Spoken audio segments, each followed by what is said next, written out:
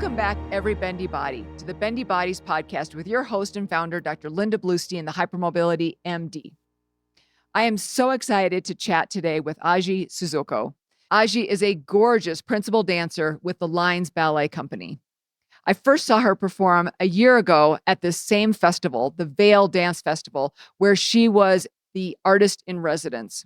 She is such a gorgeous dancer and has such beautiful lines. I was just really eager to speak with her about how she takes care of her body, what her feelings are about joint hypermobility in dance, and if she's had problems with injuries or not.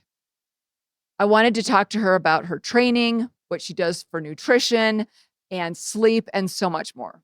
Adji Cissoko grew up in Munich, Germany.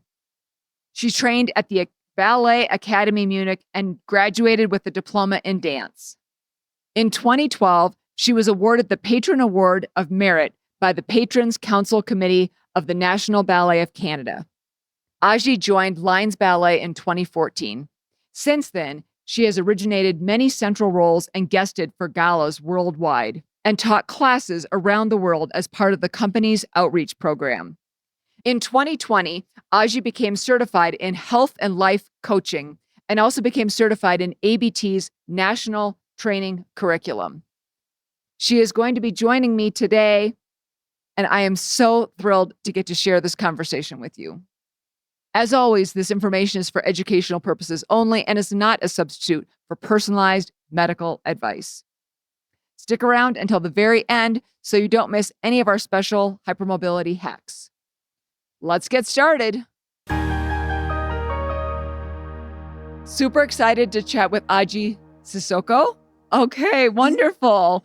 Thank you so much for chatting with me. And we are, of course, here at the Vail Dance Festival, which is amazing, and where I saw you perform for the first time last year when you were the artist in residence. So phenomenal. And I've gotten to see you perform already this year, which is amazing, and looking forward to so many more performances.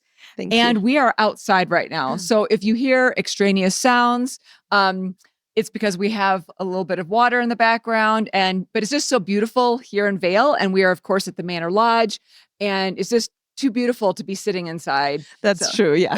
Yeah. So I want to start out by asking you about how you take care of your body.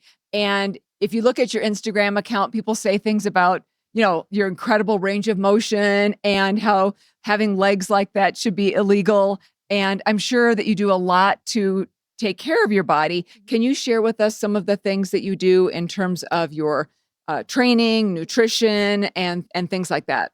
Yeah, I think when I was younger, I didn't really think much about how to take care of my body. I didn't really understand how important that instrument is.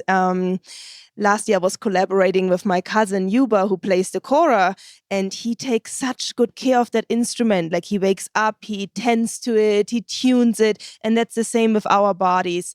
So when I'm not performing or rehearsing, there's a lot that I have to do to keep everything going. So from massage to physical therapy to rolling out.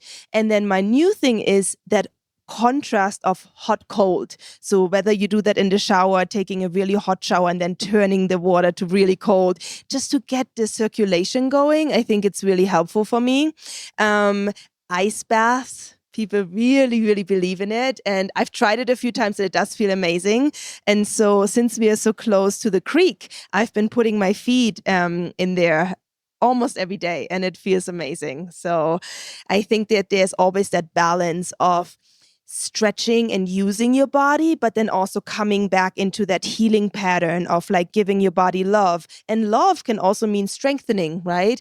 I'm a big believer in strengthening your body so that it can do what you require it to do. Yeah. And speaking of stretching, are you naturally as flexible as you appear to be? Did you have to do a lot of stretching early on? Tell us about that. Yeah, I have a funny story about that. When I first started dancing, my mom put me into ballet and jazz. And my jazz teacher said, "Oh, let's all try the splits." And I just went right into the split. I didn't stretch. I had never tried it before. And everybody was like, oh my gosh, like, have you been practicing? And I was like, no, I guess I just am flexible. So that was kind of the first indication that came very natural to me. But then when I went into ballet class and we had adagio and like these like high extensions, I couldn't get my leg there and hold it there. So the teacher would come up, take my leg, put it by my head. As soon as she lets go, my leg would go all the way down to the floor. So it was like very clear that I had that flexibility, but not the strength to support it. So that was my big journey of how can I really use my extensions in a way where I can support them and show them, because there's not going to be somebody walking around with me taking my legs up, right? So I had to strengthen, and through strength, you can explore how to use all of that. Yeah. So at what age and how did you work on developing that strength? And I think so many dancers are worried if they develop that kind of strength that they will lose some of their flexibility. So were you concerned about that at all? And how did you actually go about doing that? I think that naturally with our ballet training, that is strengthening, right? Like we did a lot of floor bar and exercises that are engaging the core and the back. And so understanding that the movement comes more from within rather than just the limbs, like using the limbs. And so that they started to be that guidance from the core and like supported by the core. I was never really concerned about the flexibility going away, because actually it's almost the other way around, where I felt like the more strength I gained, the more I could actually show the extensions. So I think there's that myth of like, oh, I'm getting too strong, I'm not flexible. But I mean, you can still stretch after strengthening. There's not like, oh, you can't stretch. But I think that the strength will actually support and help the flexibility. Yeah, that's fabulous, because of course every dancer wants gorgeous extension, and I think it's harder to get dancers to be convinced about the strength part, especially younger dancers, right? So otherwise, in terms of your training, are there certain things that you do in terms of cross training or things like nutrition, sleep, supplements, anything like that? I love that you said sleep. I sleep 9 to 10 hours a night, and I really strongly believe that's how my body heals itself. Especially up here with elevation, I feel like I need even more sleep to really give the body the moment of rest and rejuvenating. And then cross training, 100%. I used to do a lot of Pilates, especially when I danced with the National Ballet of Canada. I had Pilates privates like twice a week, and all we did was core, to just support all that length that I had. It was just hard to really know where the ends of my limbs were, and I think that helped me a lot. Now I'm very much a gyrotonics person. I love gyrotonics because there you actually have that combination of going to your full range and then bringing it in, and then full, like there's that breath with the movement that I really enjoy experimenting with. Okay, great. So that's interesting how that's evolved over time for you as well. And I'm a big believer in sleep too. So I'm really glad that you said you get that much sleep. So what about in terms of your nutrition? I know your mom's a nurse, right? So maybe you had a little bit more, did you have a little more insight into these kinds of things, do you think, when you were younger? Or? Not really, to be honest. When I lived in Germany, which is where I was born and grew up, the German diet is, we just had like 2 German meals a week and then 3 Senegalese meals a week. And that was it. There was not a lot of attention of like, is it healthy or not? Because actually the food there is just more nutritious and better. That's what I'm realizing now that I live in the States. So a lot of rice, a lot of protein, meats, vegetables. It was always actually a really good balance without us focusing on that. It's just very normal, I think. It's just a normal way of eating in Germany.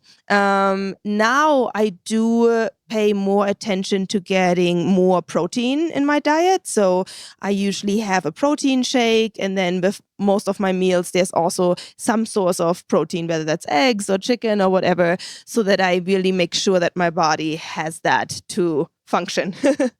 Yeah, no, that's really good. And then what about the pandemic? I mean, I know probably a lot of dancers are tired of talking about the pandemic.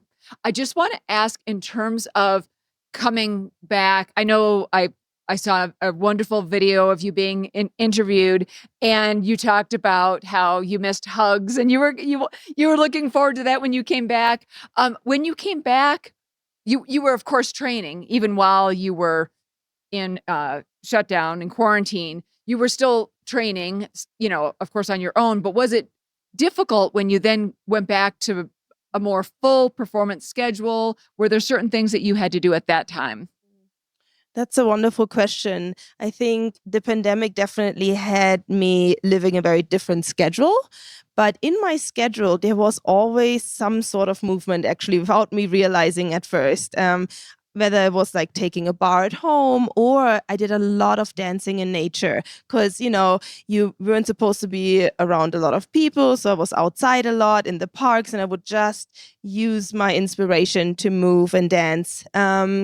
And then I also did strengthening online. I actually taught a stretch and strengthen class each week. And so because I did it on Zoom, I had to do it full out as well. And that was so great for me because then I got my strengthening in as well.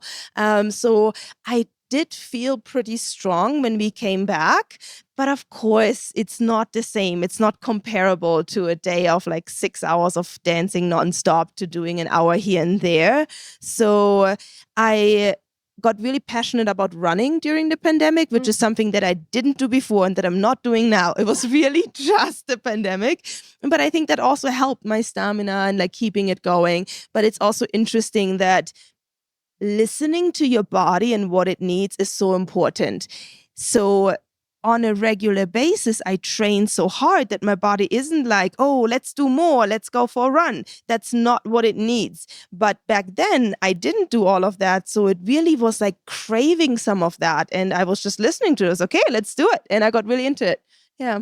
I'm so glad you said that. I tell dancers all the time, listen to your body.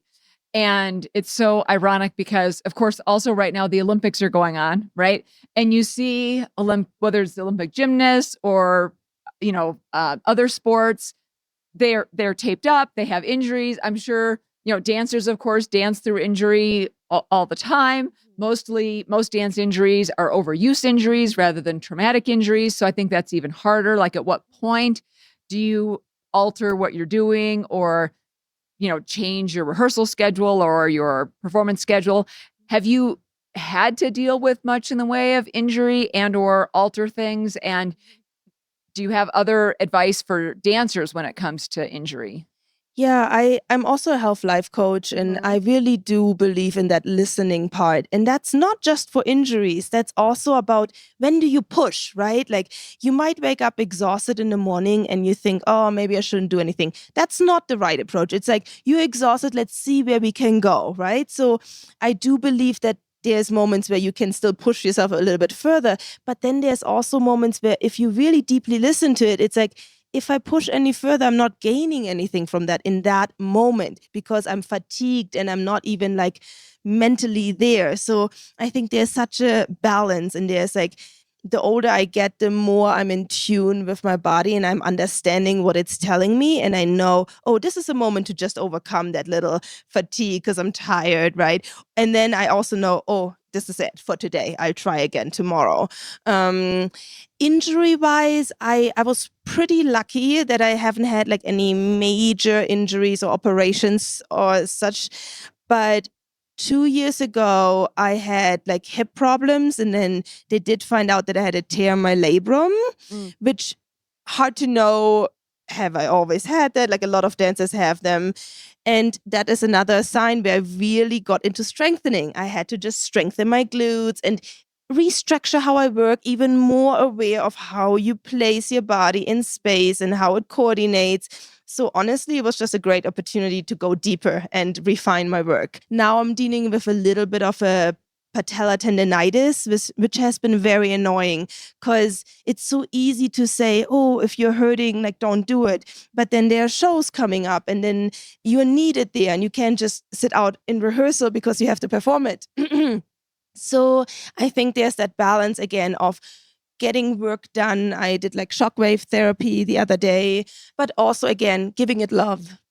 Yeah. Yeah. And tendon injuries are so hard to heal because in general, tendons don't get great blood flow. So whether it's your Achilles tendon or your patellar tendon and ligaments too. I mean, that's why especially people who are hypermobile, and I say all the time, if you have joint hypermobility, so increased range of motion of joints, which 90+% of elite ballet dancers have, it's a requirement at the same time that, of course, it can present challenges. But the real question is, why is the person hypermobile in the first place? And that is what makes the difference in terms of how many injuries they have and how hard it is to heal and that kind of thing. But even people that just, have joint hypermobility without an underlying connective tissue disorder, everyone gets injuries from time to time, right? If we're on this planet long enough, we will get injuries for sure. And so with your hip labral tear, you did not have surgery, correct? No, I didn't. And I don't really feel it anymore. Yeah. Which is really great because I have a lot of people. Yeah, right. Exactly. Good call. Good call. I'm really glad that you mentioned that because you're right. Hip labral tears are very, very common in dancers. And they're also common in, regular people as well. And it's hard because sometimes if they go to an orthopedic surgeon who's a little bit more on the aggressive side, they might not recommend that they try more conservative therapies first. So the third episode of this podcast, which was in 2020, would have been published in like March of 2020, so over 4 years ago, was with a hip surgeon, Joel Wells from Texas. And we talked about hips and the importance, because of course in dancers, hips get a lot of use and probably abuse. I mean, it's an incredibly important part of the body and the range of motion there is so important. So I'm really glad that you were able to strengthen and overcome that because sometimes I think that might be possible for other people and they might not necessarily know that.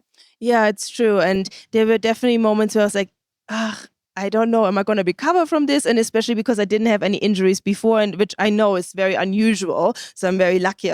But I just at first didn't know how to deal with it. But yeah, then I would go do a strengthening session and walk out of there with no pain at all. I was like, okay, so strengthening my body is reacting well to it. So I continued to do so, and it really helped me so much. Yeah. Yeah. And I don't know, have you ever heard of Ehlers-Danlos syndromes? No. Okay, so that's a hereditary connective tissue disorder. And some people say, oh, well, professional ballet dancers could never have that. But I have talked to a number of professional ballet dancers who were later, usually later in after they stopped dancing, diagnosed with that condition, that group of conditions, I should say. And it is really, really challenging because they can get more injuries and things. And someone else that I interviewed for the podcast who danced for Royal Ballet, American Ballet Theater, she won the Prix de Lausanne. Mm-hmm. She basically just covered up her injuries with ibuprofen, covered up her pain, right? So that is not the way to approach it because that's just not going to end well. And luckily, I'm allergic to all of those, so I can't even take Advil or ibuprofen or anything. So I just have to always heal the natural way, which is probably better. Yeah, it probably is a lot better. So that's good. I also learned some fascinating things about you when I was doing research for this interview. You are such an inspiring person. I have to say, the more I read about you, the first time I saw you dance, I was just so inspired. And then I got to meet you afterwards with Erica Fishback from Colorado Ballet Academy. She introduced us. So I was watching this interview and you were talking about how you started taking poetry classes in the pandemic. You also in 2020 became a certified life and health coach. And you also completed the ABT National Training Curriculum, correct? So you've done a lot of other amazing things already in your short life besides being a professional ballet dancer, which is amazing. I want to talk a little bit about being a life and health coach. What can you tell us about what that involves, what you're doing with it now, what you think you might want to do with that in the future?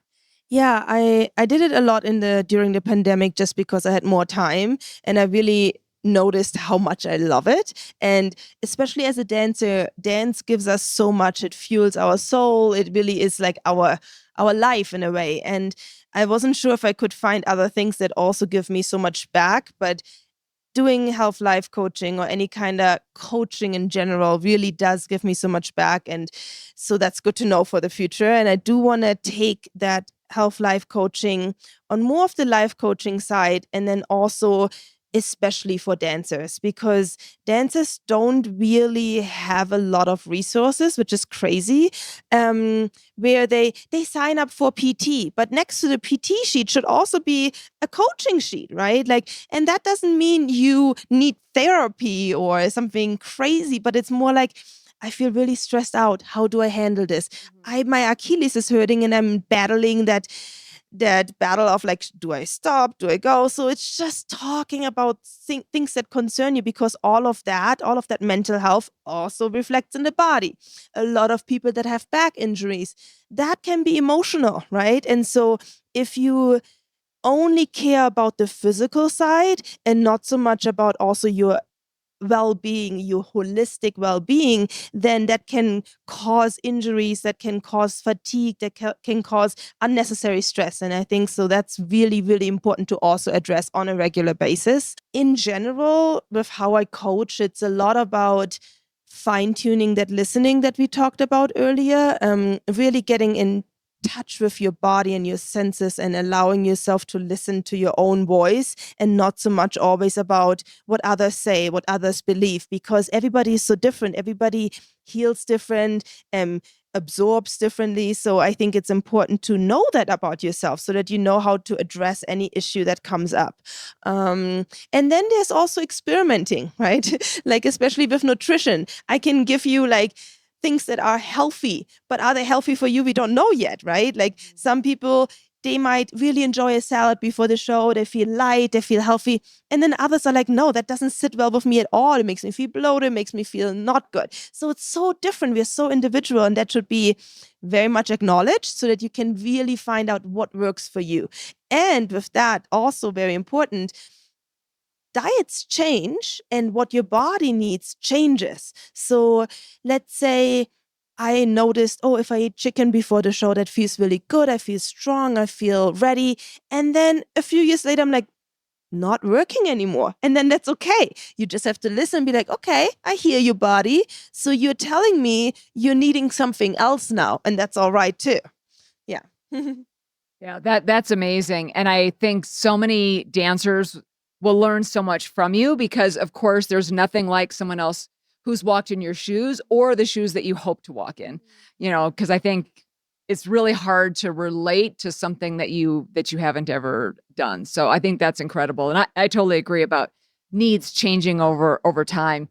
So with the ABT National Training Curriculum that you also became certified in, I loved this when I was reading about it, that it was in collaboration with the artistic advisors and the medical advisory board. And what they do is they train teachers how to train their students to use their bodies correctly, right? Using kinetics, coordination, anatomy, and proper body alignment. And that's so important because, you see dancers going to schools where they are not using their body correctly. I actually have a dancer patient who I think I can share a little bit more about because I'm actually involved in making a documentary right now. And she was one of the people who we recorded for the documentary. She had gone to a dance class, and it's interesting that you shared your experience with doing the splits, because she was told by the dance teacher, the whole class was, by the end of this class, you will all have your splits. And they spent the entire class on forcing the splits. And she is actually not super flexible.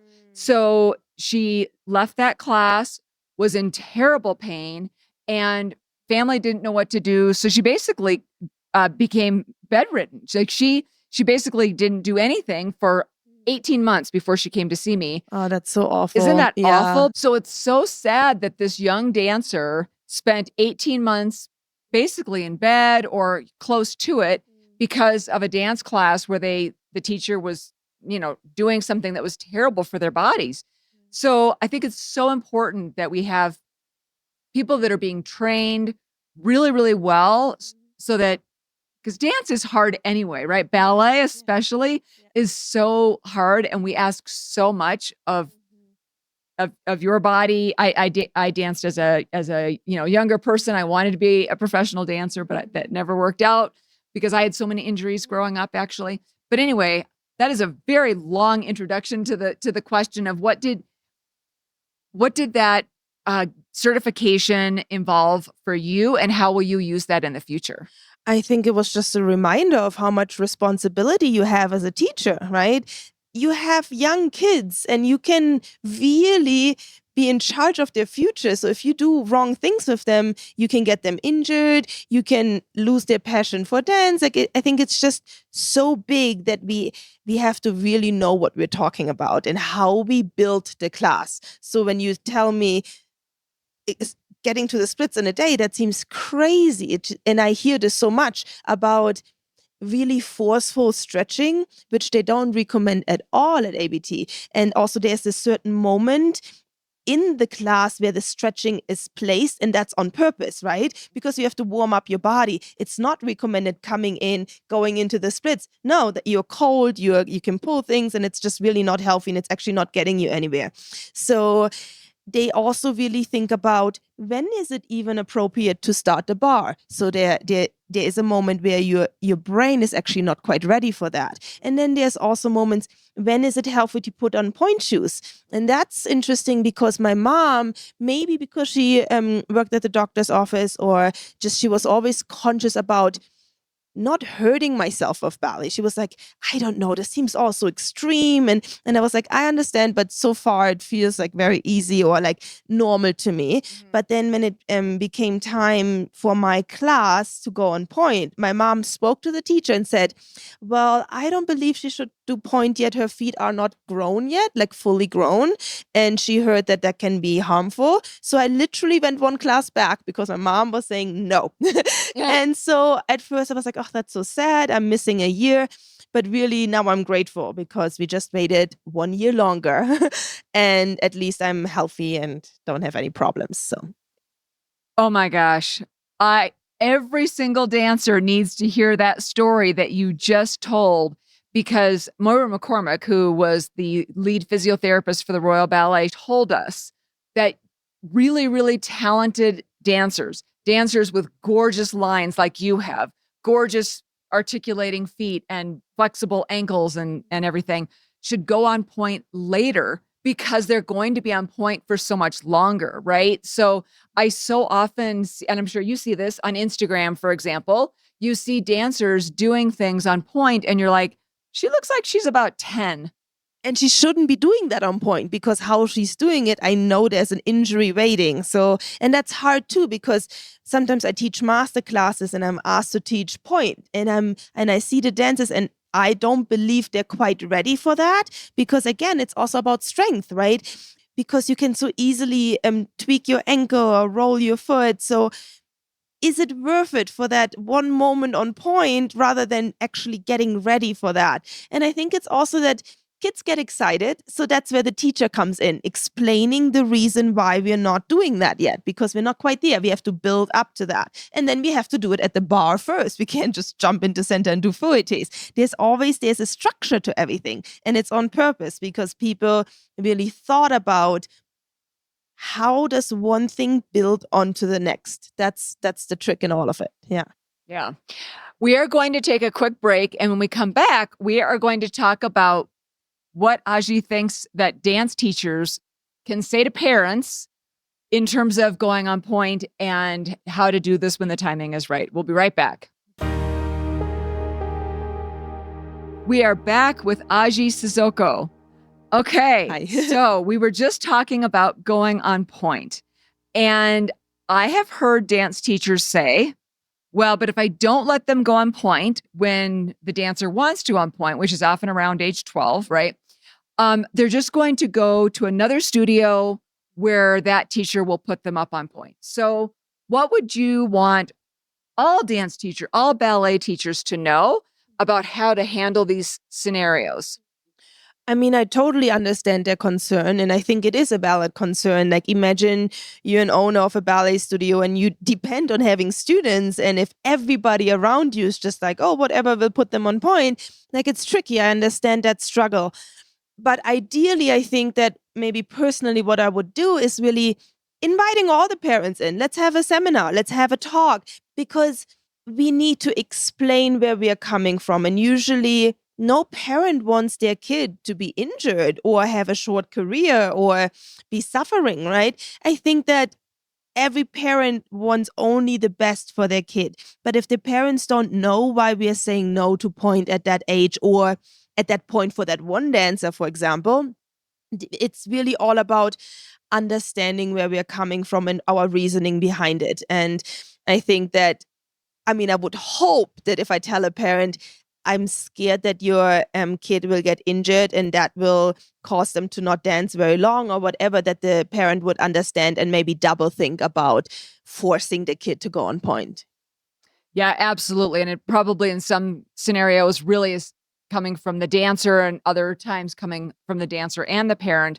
But I think that's an excellent point. I think for dance teachers to consider having a seminar for all parents, maybe even in anticipation, being proactive rather than being reactive, in anticipation, have that part of their going on point protocol, have all the parents come in, and maybe even, I know dancers and dance teachers are not super fond of slideshows, maybe, but I think showing some photos of what the foot looks like on point, like the x-ray of the foot, and explaining about the growth plates and things like that, I think maybe would be helpful. And now that I'm thinking about it, I think it could also be, there are certain exercises that prepare you for point, like the releves and so you have to get it to a certain level of strength as well. So having the kids be able to show that they have gotten to that level, and if they're still struggling, it's like clearly you're not ready, right? Like your ankle strength isn't ready, you're not completing the step beforehand. So maybe it can be a combination of that as well, where you can also show the kid and the parent that clearly you're still struggling with this one. So let's keep getting better at that, and then we can go to the next step.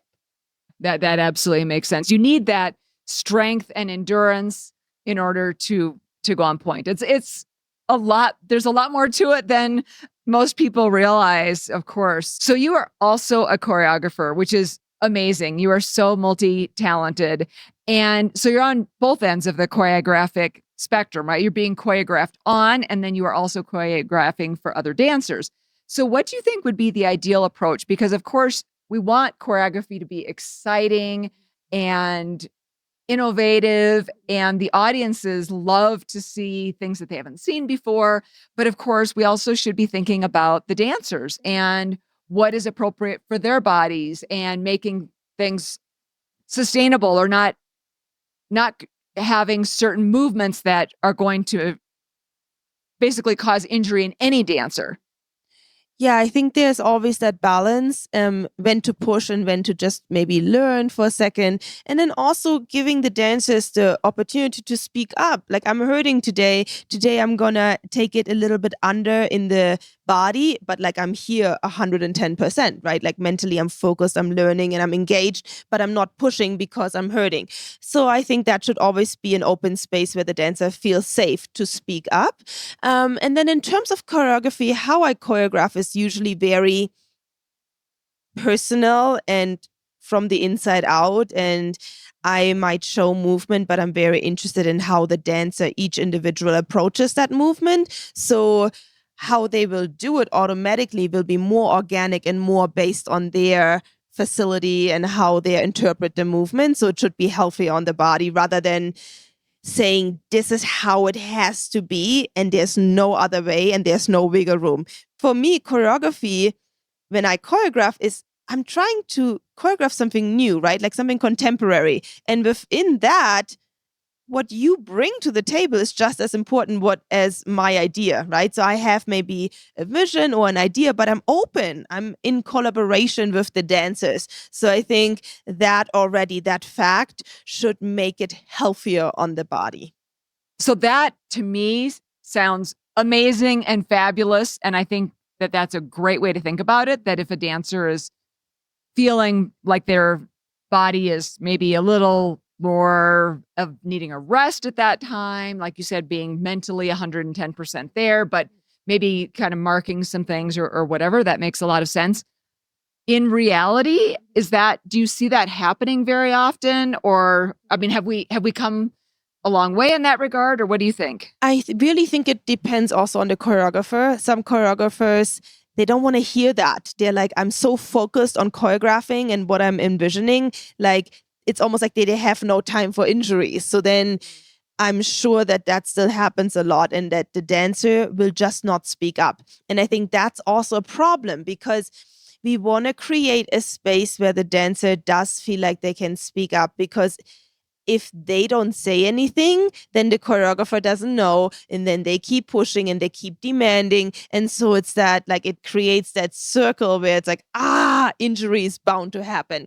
So I think it's like creating that safe space, but also knowing like we are having to create something. So it's like, be smart about it. And also after rehearsal, it is the dancer's responsibility to take care of their bodies. So you shouldn't like go clubbing afterwards if you're already like feeling like, oh, my knee is hurting, right? So it's like that balance, get that sleep, get the best nutrition, like take care of your body so that you can give 100% in rehearsal.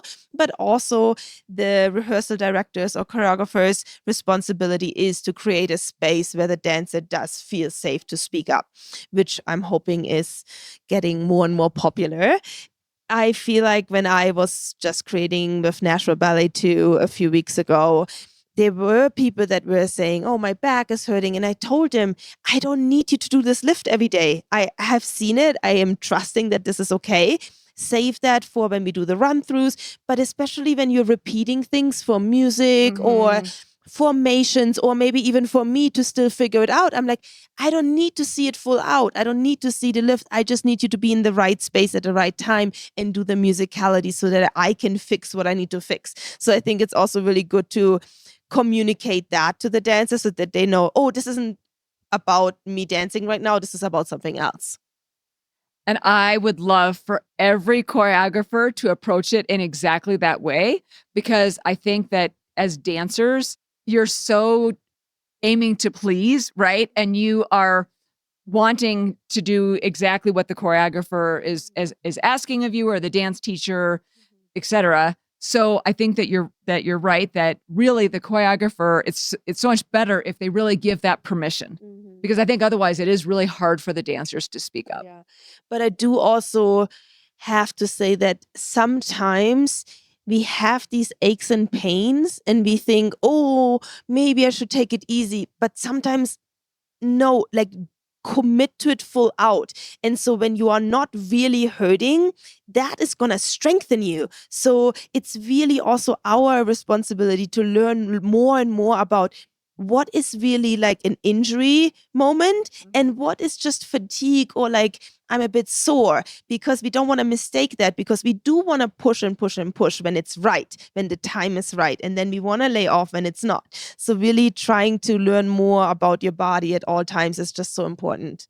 Yeah, absolutely. Hurt versus harm, right? Something can hurt, but it's not actually harmful. And you want to use your willpower to push through it so that you realize, oh, yeah, I'm okay. Yeah.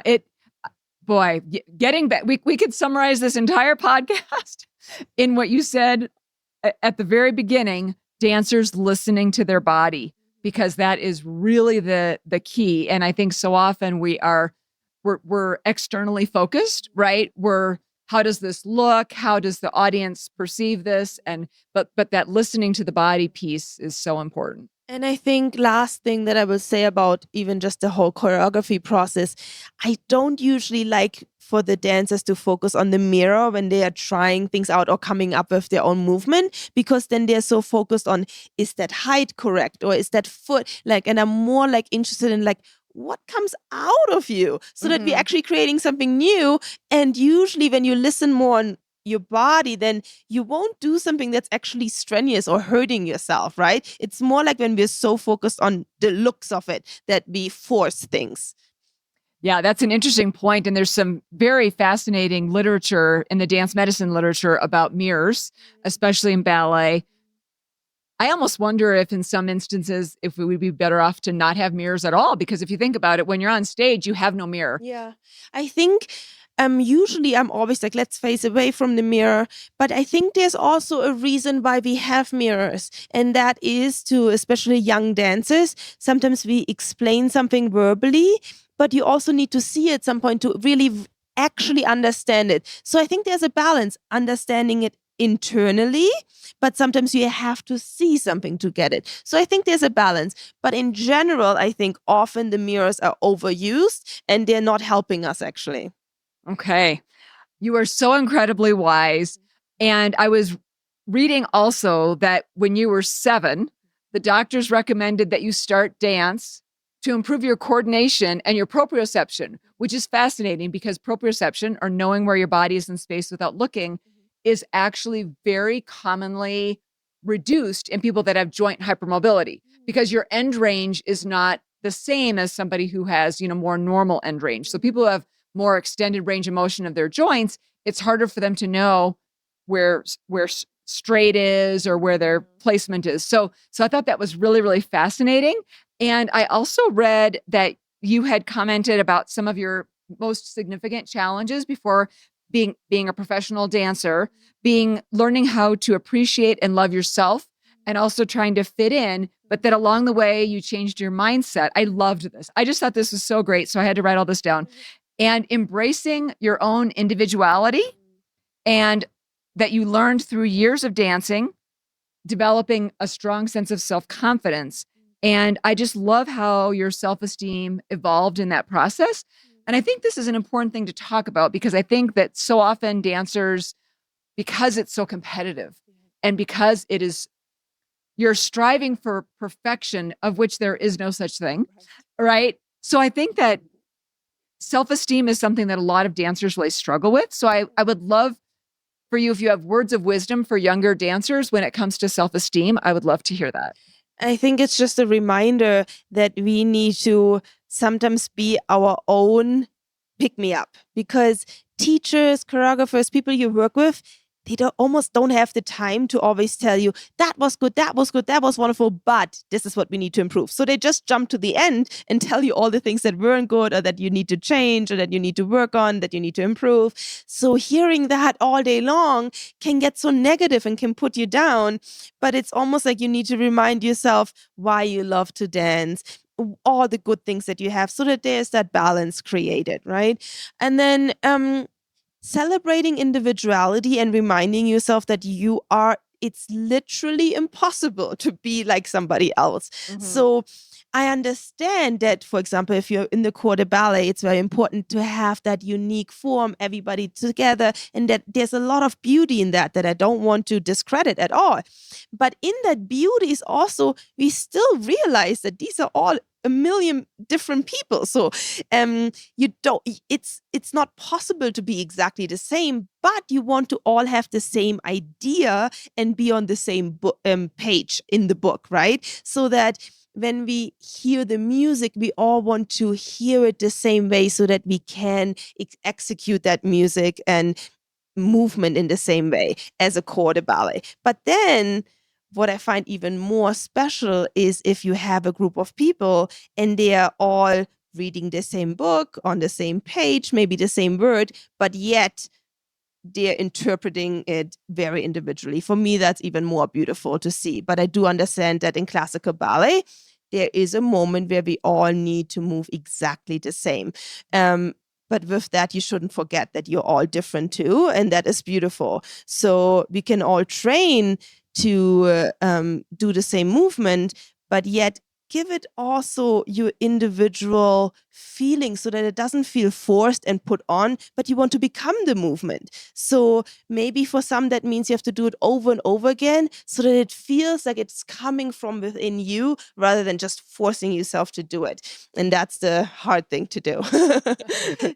Yeah, definitely. And I think that self-esteem coming from within is such an important point, because I think so often we are looking for the external validation. And I think for a lot of us who struggle with that, there's never going to be enough right? That's the other problem. But also knowing that there is no perfection. So everybody, even the most perfect dancer that you think of, that you're like, oh, they have it all together, knowing that they don't. They also struggle. They also have issues with self-esteem at points. They doubt themselves, or they are like, was that right? Or they struggle in class. Like, we are all actually having those thoughts and those insecurities at all times. It's really about how can you, when those thoughts come in, how can you switch them over and be like, yeah, I do feel a little bit insecure about this one. Let me approach it and let me really figure it out. Or let me just, rather than being scared or something, switch that word out to curiosity. Alonso says that a lot. Get curious about the movement. Get curious about it. And I feel like for me, once I get curious about it, there's that like, I wonder what I can do with that. Or I wonder why I'm off balance today. Am I leaning a little bit? Is my finger off? And with that, there's less of, I'm off today. And so that's not going to help at all. Right. No, that makes perfectly good sense. Are there things that if you could go back and talk to your younger dancer self, are there things that you would like to tell Adji as a younger dancer? I think just always keep bringing that love with you. I think sometimes we get so focused on pleasing and so focused on getting it right that we almost like forget that love of dance. And like, whenever I bring that with me, I know I'm invincible because nobody can take that from me. Nobody can take that pure joy that I feel when I move. Nobody can take that experience from me. So the only moment we can lose that is if we leave the love and passion behind. And so you want to always bring that and then take that to the work and start enjoying the work. That's something that I really want to share, because sometimes people say, oh, it must take so much discipline to come to the studio every day and do pliés over and over and rehearse. And I think because I'm starting to enjoy that work, that's why I'm still doing it and I'm not getting tired of it and I'm still enjoying and finding pleasure in it. It's because I'm really loving to work with curiosity and just being open to everything that gets thrown at me. It's like, okay, that seems difficult. Let's try. I'm curious about what's going to happen. I love that word, curiosity. I think that we all can benefit from that, no matter what type of work that we do. And I think that, yes, so often we get so caught up in other aspects that we forget to have fun. And I love that because dancers, I had a family member ask me the other day, why do ballet dancers dance? Is it for the money? Yes. And yes, exactly. I just about fell out of my chair. I was like, definitely not. We definitely should talk about that because no, because they love to dance. But I think so often we probably do get caught up in so many other aspects that we lose that joy and that love of dance. Yeah, it's important to keep reminding yourself why you're even doing that, because it's not for the money. It's not, and you shouldn't really do it for the praise either. You should do it a little bit for yourself. Like, it's a little bit selfish, but I think there's also like, you want to share, you want to give, which in reward fuels you. And just keep reminding yourself of that. And maybe the big words to take away is curiosity, joy, and love. Bring that all to the table to have that well-rounded meal while you practice and continue to move in that journey. Yeah, absolutely. That's a wonderful note to end on, but we have to do one other thing before we're done, and that is to talk about a hypermobility hack. So I like to end every episode with something that people that have hypermobile joints, so again, that means that they have more range of motion compared to, I should clarify this, compared to normal people. So when you look at professional dancers, you have to think about, well, what does a normal person look like, right? So do you have a hack that you would like to share with people related to hypermobility? I mean, my personal one is always strengthen, strengthen, strengthen. And then another one is close your eyes and try visually seeing it from within. What is that movement supposed to be? And then feel it. Like imagine you doing it and then open your eyes and try it out. Because as you said, sometimes it's hard to feel the ends of things and really understand what is it that I'm trying to do? And so for me personally, it just helps me to maybe just visualize it. Ah, there, I see it, I feel it. And then I approach and I try it. And sometimes it really helps me. Yeah, that's wonderful. And they've done lots of studies showing that actually when you do that, what you just said, you activate parts of the brain related to those movements. And that's something that I think a lot of athletes do. So I think that's a wonderful tip, because that also it exercises your brain in a way that you're not putting more strain on your joints and that kind of thing. So I love that. That is fabulous. Okay, so we also need to know where we can find out more about you and if you have any exciting projects coming up or anything like that. So if you can share any exciting projects and also where we can learn more about you. All right. So my next projects after Vail will be I'm performing at the Joyce August 12th through the 19th as part of the Unite Festival that's organized by Calvin Royal from ABT. I'll also be in Jamaica performing, and then my season with Alonzo King Lines Ballet starts end of August, and so we'll be in San Francisco, but also doing a lot of touring through the US, through Europe, so just kind of check the schedule. But I think there'll be lots of dancing that I'm involved in, hopefully. And yeah, I would love for people to come out and watch and support. And you can learn more about me on my website or on Instagram, Adji Cissoko. And yeah, if you ever have any questions, I'm also always happy to answer any questions. Personally, just DM me or write me and I'll be happy to answer anything. Wow, that's amazing. That's so generous of you and so great to chat with you. I learned a lot. I'm sure the listeners will have learned a lot as well. And I forgot to mention that I got to see you perform in January when Lines Ballet was up here in at the VPAC. At the VLAR Performing Arts Center. So I got to see you then as well, which was absolutely incredible. Thank you. Yes, of course. So thank you so much, Adji, for taking the time to talk to me. And so many dancers, normal people, non-dancers, dance teachers, choreographers are going to learn so much from this conversation. Awesome. My pleasure. And that's always the goal, right? To inspire and guide and help. So thank you for having me. Wow, that was such an amazing conversation with Adji Cissoko. She is so wise and has such vast experiences beyond being a professional ballet dancer.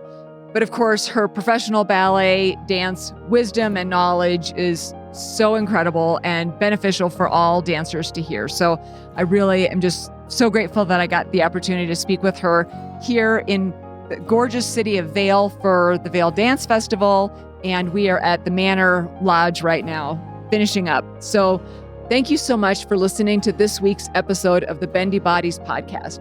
I hope you found it informative and empowering. If you loved what you learned, follow the Bendy Bodies podcast on your favorite podcast player and watch for episodes up each week on our YouTube channel at Bendy Bodies Podcast. Visit bendybodiespodcast.com to access transcripts, show notes, videos, and all kinds of other information.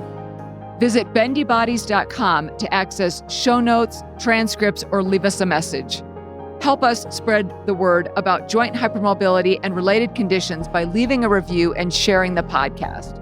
If you'd like to meet with me one-on-one, check out the options on the services page on my website, hypermobilitymd.com. You can also find me, Dr. Linda Bluestein, on Instagram, TikTok, Twitter, LinkedIn, and Facebook at Hypermobility MD. You can find Human Content, my producing team, at Human Content Pods on TikTok and Instagram. To learn about the Bendy Bodies, program disclaimer and ethics policy, submission verification and licensing terms, and HIPAA release terms, or to reach out with any questions, visit bendybodies.com. Bendy Bodies Podcast is a Human Content production. Thank you for being a part of the community, and we'll catch you next time on the Bendy Bodies podcast.